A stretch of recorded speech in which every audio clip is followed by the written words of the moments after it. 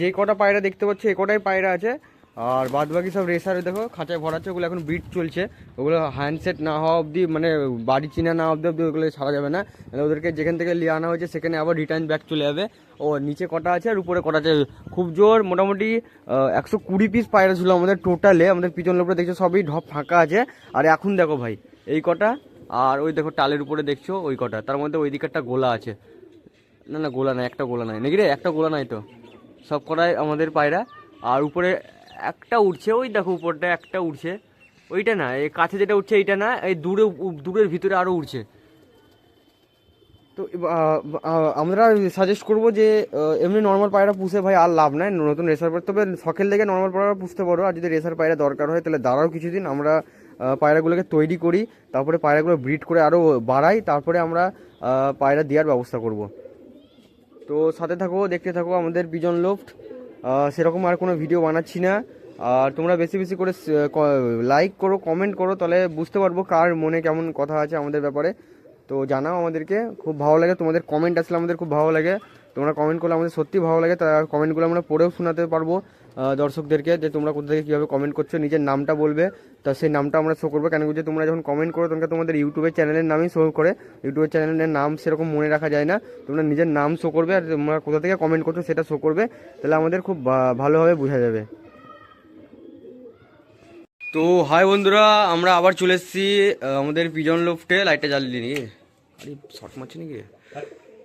তো আবার আমরা চলে এসেছি আমাদের পিজন লোফটে। আগামীকাল আমরা দেখে দিয়েছিলাম কেমন কি পায়রার, কিন্তু সব পায়রার আমাদের দাম সেরকম করে বলা হয়নি। আর দেখতে পাচ্ছ এই খোপের যে পায়রাটা ছিল সেটা বিক্রি হয়ে গেছে, 500 টাকায় দিয়ে দিয়েছি। ভালো রেসার পায়রা ছিল, একটাই ছিল, ওটা 500 টাকায় আমরা দিয়ে দিয়েছি। আর বাদ বাকি পায়রাগুলো দেখতে পাচ্ছ এখানটাতে সব ছেড়ে দে, নাকি একটা একটা করে ছেড়ে দে, দেখে দিই, ছেড়ে দে, এটা ওটা ছেড়ে দে।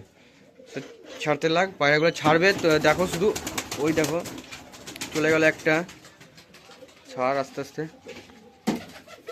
একটাই ছিল নাকি ওটাতে, ছাড়।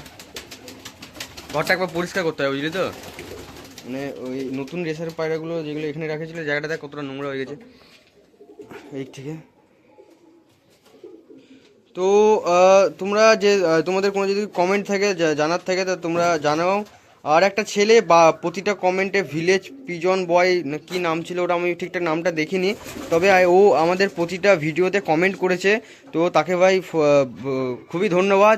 তো সে একটা পায়রা চেয়েছে, ও এই ওটা ডিমটা ফেটে বাচ্চা বেরিয়ে গেছে নাকি, তাই তো দেখো কত সুন্দর বাচ্চা এসছে দেখি। আর দুদিন পরে বাচ্চাটা বোঝা যাবে, এই দেখো আর দুদিন পরে বাচ্চাটা বোঝা যাবে যে কেমন এসছে। তো ওই ছেলেটা ভালোই আমাদেরকে কমেন্ট করেছে, তো তার সাথে আমরা কন্ট্যাক্ট করার চেষ্টা করব আশা করছি, দিয়ে দেখবো তাকে কি করা যায়, পায়রা কীভাবে দেওয়া যায়। তো দেখতে পাচ্ছ নোংরা হয়ে গেছে নাকি, তাহলে ওটা বাইরে দিয়ে দে, ছিটি দে। মুরগিটাকে ছেড়েছিলি আগে না পরে ছেড়ে দিবি রাতের বেলা নাকি?